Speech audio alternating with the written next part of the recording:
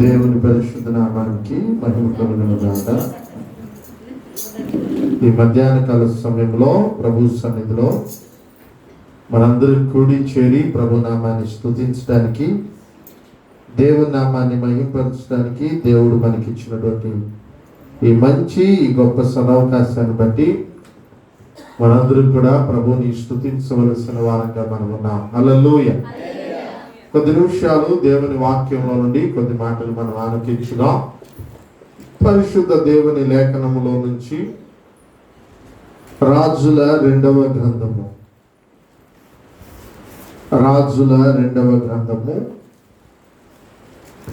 5వ అధ్యాయం.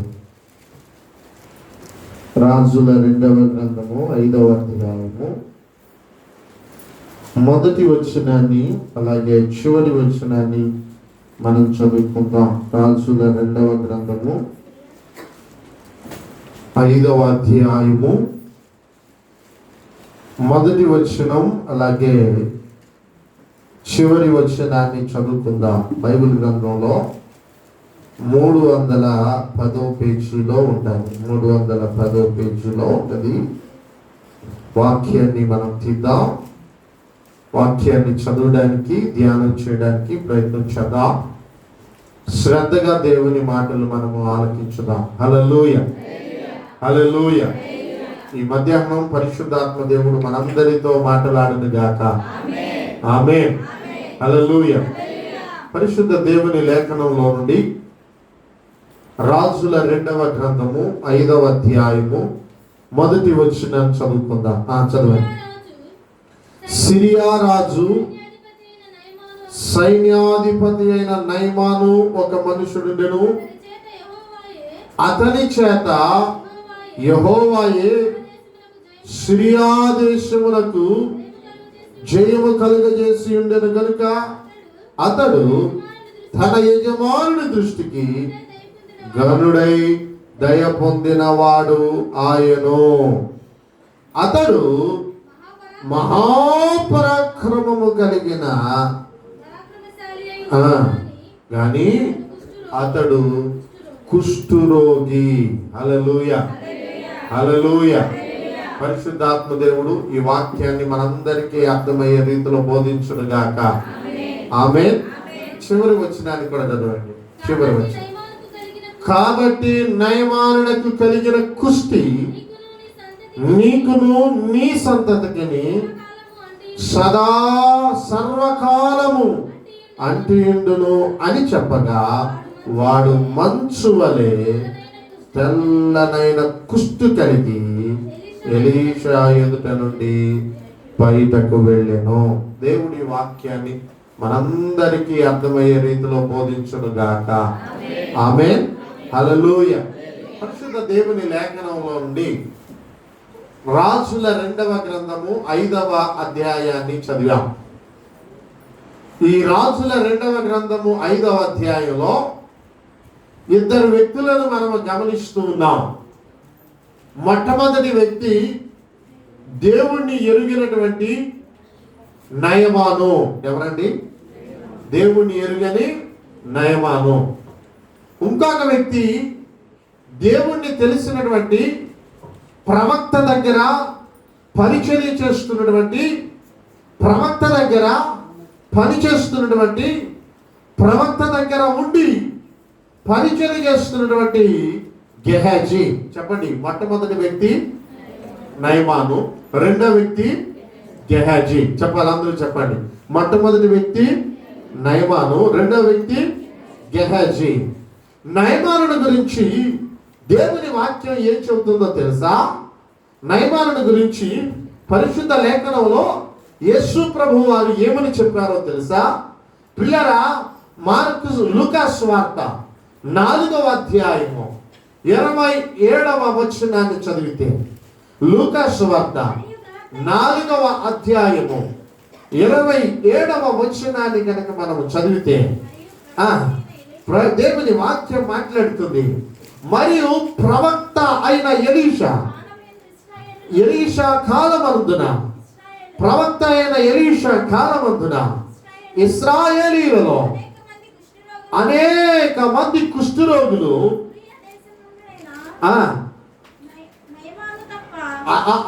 ఇశ్రాయేలీల దేశంలో ఉండెను.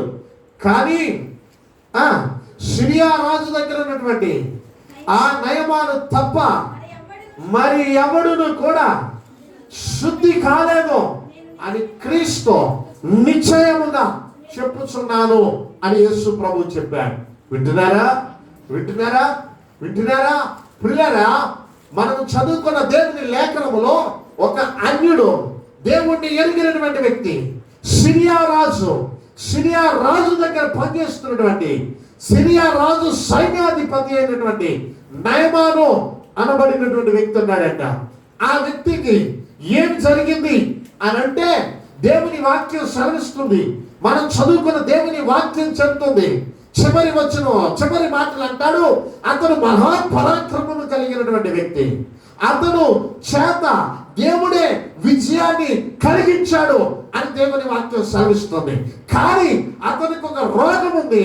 ఆ రోగం ఏమి రోగమయ్యా అని అంటే అతడు కుష్టి వ్యాధి కలిగిన వ్యక్తి అని బైబుల్ క్లియర్ గా మనం చదువుకున్న దేవుని లేఖనంలో మాట్లాడుతుంది.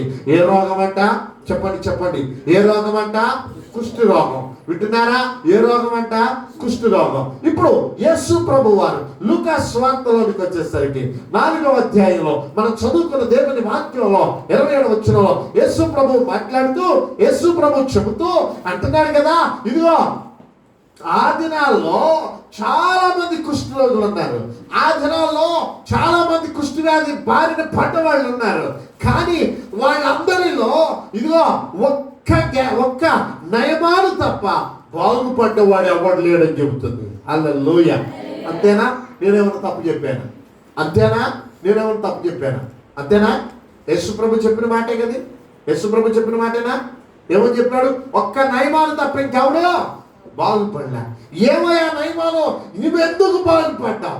ఎలా బాగుపడ్డావు? అసలు ఏంటి నీ విశ్వాస రహస్యం అని గనక నయమాను అడిగితే నయమాను చాలా సంగతులు చెబుతాడు. పిల్లరా, ఈరోజు నయమాను దగ్గర నుండి కొన్ని విషయాలు మనం నేర్చుకోవడానికి ప్రయత్నం చేద్దాం. హల్లెలూయా. ఒకటి, నయమానులో ఉన్నటువంటి ప్రియమైన దేవుని బిడ్డలారా నేచర్, నయమానులో ఉన్నటువంటి స్వభావాన్ని మనం విందాం. రెండవది, నయమానులో ఉన్నటువంటి దైవికమైనటువంటి స్వభావాన్ని విందాం. పిల్లరా, ఒకటి నయమానులో ఉన్నటువంటి నేచర్, స్వభావము. రెండవది నయమానులో ఉన్నటువంటి దైవికమైనటువంటి స్వభావము. పిల్లరా వినాలి. ఒకటి నయమానులో ఉన్నటువంటి శరీర సంబంధమైనటువంటి స్వభావం. ఈ స్వభావం ఎవరిలో ఉన్నా దేవుడు వాడిని ఆశీర్వదిస్తాడు. హల్లెలూయా. నువ్వు హిందువుడు అయినా, క్రైస్తవుడు అయినా, ముస్లిం అయినా, ఇంకెవరైనా నీలో ఈ స్వభావం ఉంటే దేవుడు నిన్ను వదిలిపెట్టడో, దేవుడు నిన్ను ఆశీర్వదిస్తాడో. ప్రియమైన దేవుని బిడ్డలారా, రెండవది నయమానులో ఉన్నటువంటి ప్రియమైన దేవుని బిడ్డలారా స్పిరిచువల్ క్వాలిటీస్, స్పిరిచువల్ నేచర్. పిల్లరా, ఆత్మీయమైనటువంటి స్వభావము. పిల్లరా, ఈ నయమానులో ఉన్నటువంటి ఆత్మీయమైన స్వభావము ఏమిటి అని కనుక మనం అర్థం చేసుకుంటే ఈ నయమానులో ఉన్నటువంటి ఆత్మీయమైనటువంటి స్వభావాన్ని కూడా మనం ఇక్కడ గమనిస్తాం. ముందు పిల్లరా, నయమానులో ఉన్నటువంటి నేచర్ స్వభావాన్ని విందాం. మొట్టమొదటిగా నయమాను ఎటువంటి వ్యక్తి? ఎందుకు దేవుని వాక్యం క్లియర్ గా ఒక్క నయమాను తప్ప ఇంకెవ్వడు బాగుపడలేదు అని ఎందుకు బైబిల్ చెప్పిందంటే, పిల్లరా, మొట్టమొదటి నయమానులో ఉన్నటువంటి క్వాలిఫికేషన్ ఏంటో తెలుసా? నయమాను అడుగుదాం. చూడండి, రాజుల 2వ గ్రంథం. ఈరోజు నేను చెప్పబోయేటువంటి నా అంశం అంతా కూడా, నేను చెప్పినటువంటి మెసేజ్ అంతా కూడా టెక్స్టువల్ మెసేజ్ అంట. అంటే ఈ 5వ అధ్యాయంలోనే నేను బోధిస్తాను కనుక మీరు ఇంకా ఇటు అటు పేపర్లో ఎక్కువగా తిప్పాల్సిన పని లేదు. ఏదైనా సపోర్టింగ్ కోసం 1-2 వచనాలు అటు ఇటు తీసుకుంటారేమో, కానీ ఎక్కువగా మాత్రం ప్రియమైన దేవుని బిడ్డలారా నేను ఇదే వాక్యంలో నుండి ప్రియమైన దేవుని బిడ్డలారా నేను మీతో మాట్లాడడానికి ఇష్టపడుతూ ఉన్నాను. హల్లెలూయా. ప్రియమైన దేవుని బిడ్డలారా, పరిశుద్ధ లేఖంలో నయమాను నీకు ఎలా కుష్టు వచ్చిందయ్యా, నీకు అసలు నీకు ప్రియమైన దేవుని బిడ్డలారా, నయమాను నువ్వు ఎలా కుష్టులో పోగొట్టుకున్నావు, ఏంటి అసలు నీలో ఉన్న క్వాలిఫికేషన్ ఏంటి అని కనుక నయమాన్ అడిగితే నయమాన్ చెప్పేటువంటి మొట్టమొదటి మాట ఏమిటో తెలుసా? నయమాన్ చెప్పేటువంటి మొట్టమొదటి మాట ఏంటో తెలుసా? ప్రియమైన దేవుని బిడ్డలారా, అతని స్వభావం ఏంటో తెలుసా? 4వ వచనాన్ని చదవడానికి ప్రయత్నం చేద్దాం. 4వ వచనాన్ని చదవడానికి ప్రయత్నం చేద్దాం. చూడండి, నయమాను రాజు వద్దకు పోయి, నయమాను రాజు వద్దకు పోయి, రాజు దగ్గరికి పోయాడు. నయమాన్ ఎవరో రాజు దగ్గర సైన్యాధిపతి. 1వ వచనం అంతే ఉంది. సిరియా రాజు సైన్యాధిపతి అయిన నయమాను అనుందా? ఉంది కదా. సిరియా రాజు దగ్గర ఉన్నటువంటి రాజు దగ్గర ఉన్నటువంటి సైన్యాధిపతి. ఇప్పుడు సైన్యాధిపతి రాజు దగ్గరికి పోయి, ఇశ్రాయేలీయుల దేశంలో ఒక చిన్నది చెప్పిన మాటను అతనికి తెలియజేయగా, రాజు దగ్గరికి వెళ్ళి ఇశ్రాయేల్ దేశంలో వచ్చినటువంటి ఒక చిన్నది, ఆ చిన్నది నన్ను నేను పట్టుకొచ్చాను, మా ఇంట్లో పని చేయడానికి పెట్టుకున్నాను, మా ఇంట్లో పని చేస్తుంది, అదొక విషయం చెప్పింది అని చెబుతున్నాడు. ఇశ్రాయేల్ దేశంలో నుండి వచ్చిన చిన్నది చెప్పిన మాటను తెలియచేయగా, ఏం చెప్పింది చిన్నది అని కనుక మనం బైబిల్ గ్రంథాన్ని అడిగితే ఏం చెప్పింది అని నయమాన్ అడిగితే నయమాన్ అంటాడు, ప్రియమైన దేవుని బిడ్డలారా, ఆ చిన్నది ఏమి చెప్పింది అని అంటే, ప్రియమైన దేవుని బిడ్డలారా 2వ వచనాన్ని చదువుతున్నాను చూడండి. సిరియనులు గుంపులు గుంపులుగా బయలుదేరి ఇశ్రాయేలు దేశంలోనికి ఇశ్రాయేలీయుల దేశం మీదకి పోయి ఉండి, వారి అచ్చటి నుండి ఒక చిన్న దారిని చెరగొని తేగా, అది నయమాను భార్యకు పరిచారము చేయుచుండెను. నయమాను భార్యకి పరిచారం చేస్తుంది. పరిచారం చేయడం అంటే ఏమిటి? పరిచర్య చేయడం అంటే ఏమిటి అని అంటే, ప్రియమైన దేవుని బిడ్డలారా, పరిచర్య చేయడం అంటే, ప్రియమైన దేవుని బిడ్డలారా, సహాయం చేయటం. పరిచర్య చేయడం అంటే ఏమిటి అని అంటే, ప్రియమైన దేవుని బిడ్డలారా, పని చేయటం. ప్రియమైన దేవుని బిడ్డలారా, ఈ చిన్నదాన్ని తీసుకొచ్చి ఈ నయమాను ఇంట్లో పెట్టుకుంటే, దేనికి పెట్టుకున్నాడు ఇంట్లో? క్లియర్గా బైబిల్ చెబుతుంది, తన భార్యకు పరిచర్య చేయడానికి. ఏం పరిచర్య చేస్తుంది? పొట్ల కడుగుద్ది. ఏం పరిచర్య చేస్తుంది? బట్టలు ఉతుకుద్ది. ఏం పరిచర్య చేస్తుంది? ఇంట్లో అమ్మగారు ఏది చెబితే అది చేస్తుంది. హల్లెలూయా.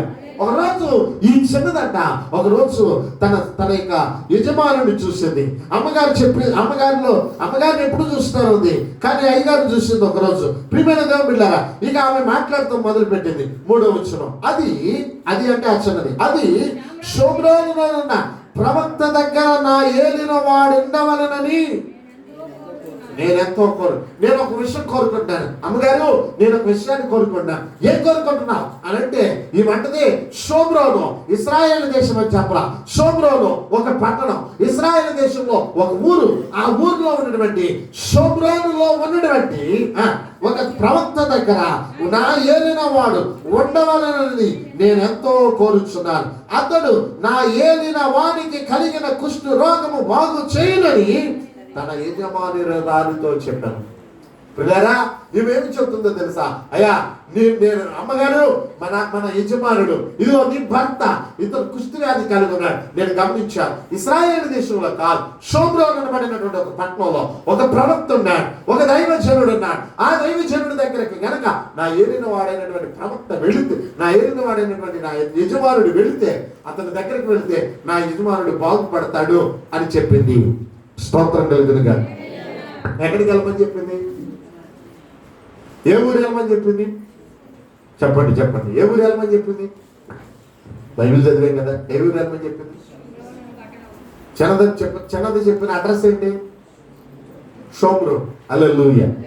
ఏ పట్టణం? షోమ్రోను. షోమ్రోనుకి వెళ్ళమంటే ఈ నయమాను రాజుతో చెప్తే, రాజుగారికి మొట్టమొదటి గుర్తొచ్చింది ఎవరయ్యా అంటే, ఇంకో రాజుగారు, ఆ దేశంలో ఉన్నటువంటి రాజుగారు గుర్తుకొచ్చి వెంటనే, ప్రియమైన దేవుని బిడ్డలారా, చేసిన పని ఏమిటయ్యా అంటే, ప్రియమైన దేవుని బిడ్డలారా, ఇదిగోండి కుర్చీ తీసుకోండి.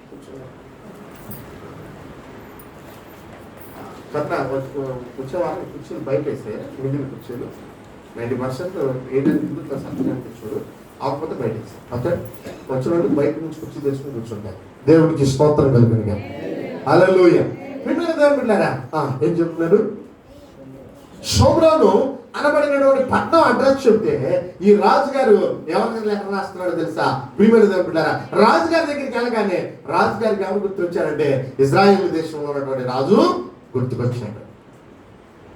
ప్రియమైన దేవుని బిడ్డలారా, ఈ నయమాను అనబడినటువంటి వ్యక్తికి దేవుని వాక్యం చదువుతుండగా అతడు ఒక్కడే బాగుపడ్డాడు. కారణం ఏమిటో తెలుసా? ప్రియమైన దేవుని బిడ్డలారా, అతడు చిన్నపిల్ల చెప్పిన మాటలు కూడా విన్నాడు. చెప్పండి, ఏంటది? చిన్నపిల్ల చెప్పిన మాటలు కూడా చెప్పండి. చిన్నపిల్ల చెప్పిన మాటలు కూడా విన్నాడు. మాట వినే మనస్సు ఎవరిది? చెప్పండి, మాట వినే మనస్సు ఎవరిది? నేను సైన్యాధిపతిని కదా అన్న గర్వం లేదు ఎవరిలో? నయమాను. నేను అందరికంటే గొప్పవాడిని కదా, రాజు తర్వాత నేనే అన్న గర్వం లేదు ఎవరిలో? నయమాను. నీకు ఆత్మీయమైనటువంటి స్వస్థత కలగాలి అంటే, నీ కుటుంబం దీవించబడాలి అంటే, నీ కుటుంబం ఆశీర్వదించబడాలంటే నీలో ఉన్న గర్వము పోవాలి. స్తోత్రం చెప్పండి.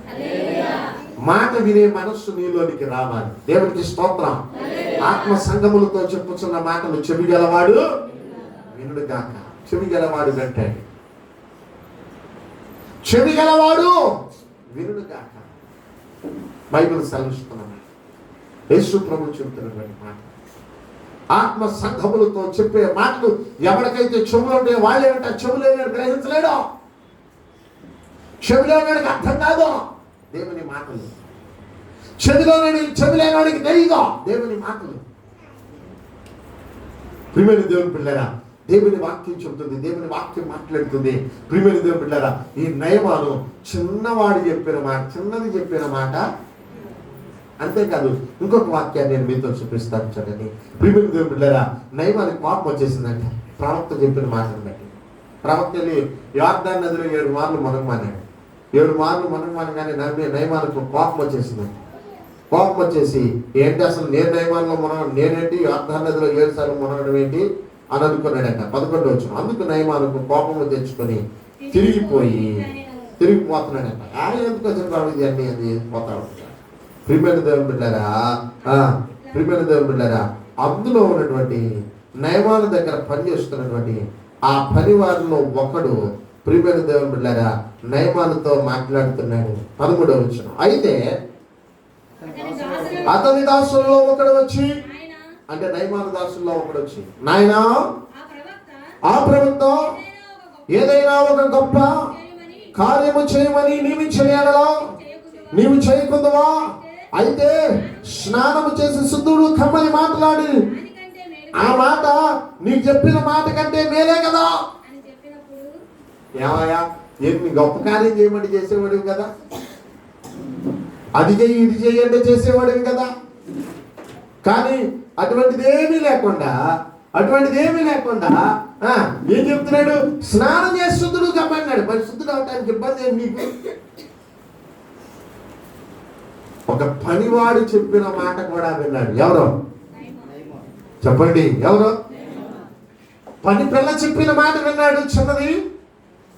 పనివాడు చెప్పిన మాట కూడా, అవయ్యా నువ్వు నాకు చెప్పే అంతడు అన్నాడా? అలా నేనెంత నువ్వెంత అన్నాడా? కొంతమందికి ఆత్మీయ గర్వం ఉంటుంది. నేను రక్షించబడి 20 సంవత్సరాలు, ఇప్పుడా కొత్త విషయంలో అంటారు. స్తోత్రం కలిగిన నేర్చుకోవాలి దేవుని బిడ్డ. హల్లెలూయా.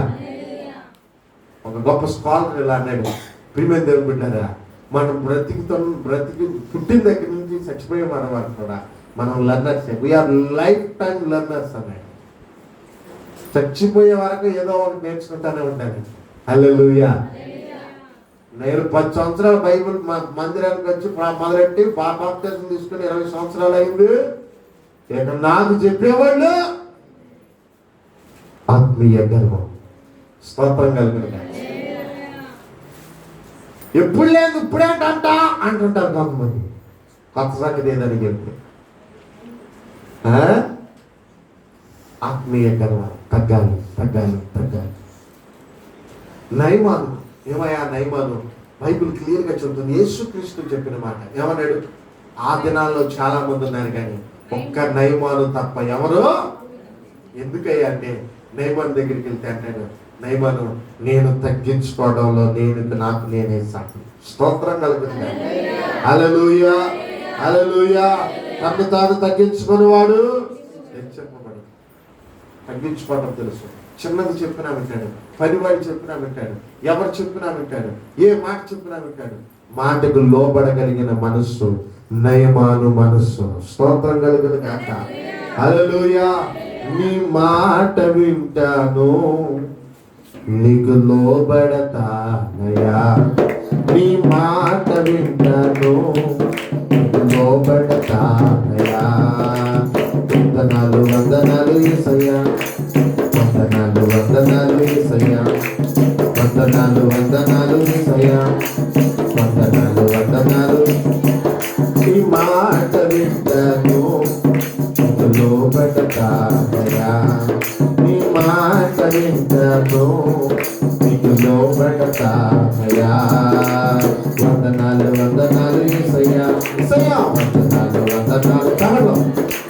వందనాలు వందనాలు, వందనాలు వందనాలు, వందనాలు వందనాలు యేసయ్యా, వందనాలు వందనాలు యేసయ్యా, వందనాలు వందనాలు యేసయ్యా, వందనాలు వందనాలు యేసయ్యా. హల్లెలూయా. చెప్పండి, ఈ సిరియా రాజు సైన్యాధిపతి నయమానులో ఉన్న మొట్టమొదటి క్వాలిఫికేషన్ ఏంటది? చెప్పండి. తగ్గింపు. చెప్పండి ఏంటది? అందరూ చెప్పండి ఏంటది? ఆత్మీయంగా దేవుడు నిన్ను వృద్ధి చేయాలంటే, ఆత్మీయంగా దేవుడు నిన్ను అభివృద్ధి చేయాలంటే నీలో తగ్గింపు ఉండాలి. ఎవరు చెప్పినా లోబడాలి. సేవకుడు చెప్తే లోబడాలి. ఏంటి వాళ్ళని చెప్పేది అన్న ఫీలింగ్ నీలో రాకూడదు. వాళ్ళెంత, వాళ్ళ పని ఎంత, ఆడుతుంట, వాళ్ళ స్థితి ఎంత. నిన్నగాక మొన్న వచ్చారు నాకు చెబుతాడా నీతులు? నిన్నగాక మొన్న అర్థం కాదు నీతులు. ప్రియమైన దేవుని బిడ్డలారా, గెహజీ నయమాను చిన్నపిల్ల చెప్పిన మాట అన్నాడు, పనోడు చెప్పిన మాట అన్నాడు, వెళ్ళి దిగాడు అన్నాడు. స్తోత్రం కలుగునుగా. హల్లెలూయా. రెండవది, నయమానులో ఉన్నటువంటి క్వాలిఫికేషన్ ఏంటో తెలుసా?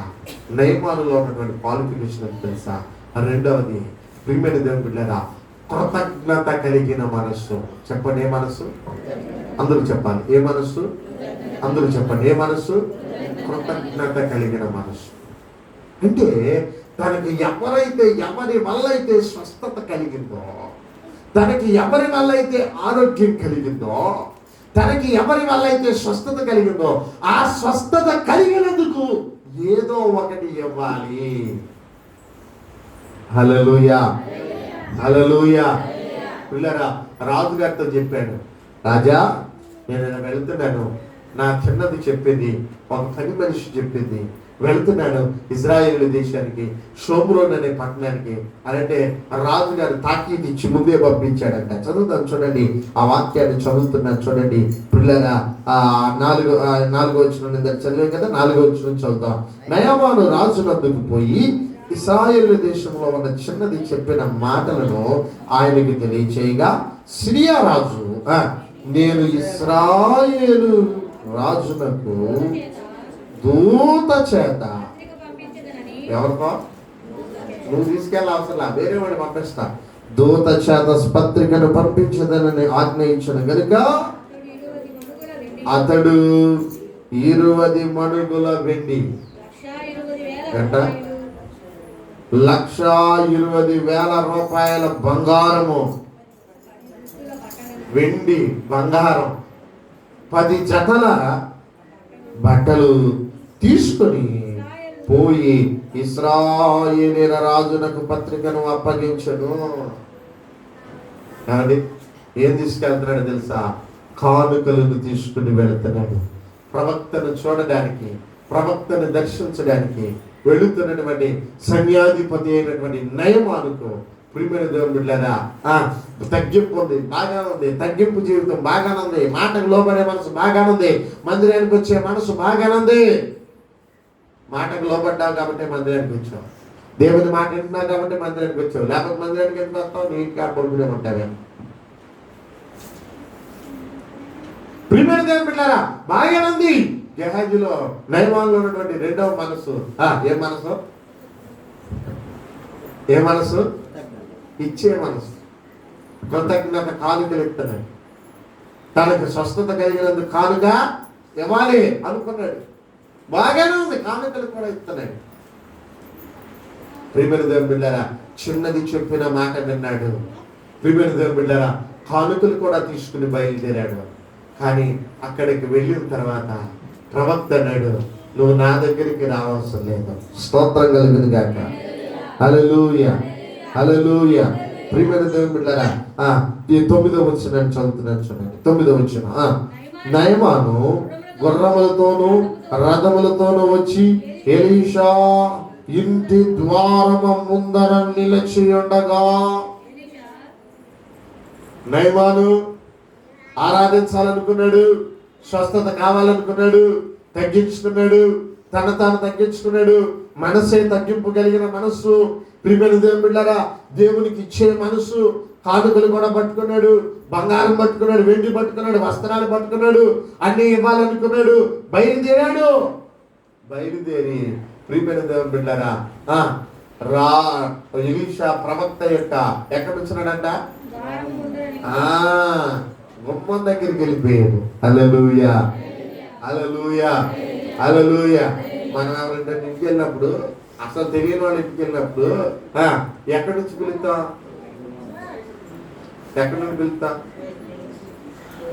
గుమ్మం దగ్గరికి వెళ్ళిపోతాం డైరెక్ట్. ఎక్కడికి వెళ్తాం? గేట్ దగ్గర ఉంటాం. గేట్ దగ్గర ఏమండి ఎవరన్నా ఉన్నారా అని కేకలేస్తాం. తెలిసిన వాళ్ళు అయితే పేరు పెట్టి వెళ్తారు. ఏమండి పంచగారండి పంచగారండి పంచగారండి అని కేకలేస్తుంటారు కొంతమంది. నేను ఆ మూలలో పడుకుంటే అసలు నాకేం వినిపిస్తుంది. అసలు ప్రార్థన చేస్తున్న బైబిల్ చదువుతుంటే ఆ ఫ్యాన్ మూలకి అసలు ఏమి వినిపిస్తుంది. అసలు నాకు కేకలేసి వెళ్ళిపోతుంటారు ఒక. స్తోత్రం కలుగునుగా. పిల్లరా, ఇతను ఎక్కడికి వెళ్ళిపోయాడయ్యా అంటే డైరెక్ట్ గుమ్మం ముందు నుంచున్నాడు అనుకుంటున్నాడు. ఇతను ఏమని చేశాడంటే గుమ్మం ముందు నుంచుని నయమాను గుర్రములతోనూ రథములతోనూ వచ్చి, గుర్రం వేసుకొచ్చాను రథాలు వేసుకొచ్చానని వచ్చి ఎలీషా ఇంటి ద్వారము ముందర నిలిచుండగా, ఇంటి ద్వారం దగ్గరికి వెళ్ళిపోయాడు. గేటు దగ్గర నుంచున్నాడంట. అంటే అనుకున్నాడు, గేటు దగ్గరికి వెళ్ళిపోయాడు కదా, ఇప్పుడు ఎలీషా గారు వస్తాడు, వచ్చి నా మీద చేయి పెడతాడు, అల్లాడిస్తాడు, అటు ఇటు అంటాడు, ఏ సున్నాముల పోమును కాకంటాడు, లేకపోతే ముందు రాస్తాడు, లేకపోతే పసు రాస్తాడు, లేకపోతే అది వేస్తాడు, ఇది వేస్తాడు అనుకోండి. స్తోత్రం కలుగునుగా. అందుకే డైరెక్ట్ వెళ్ళిపోయాడు గుమ్మం దగ్గరికి.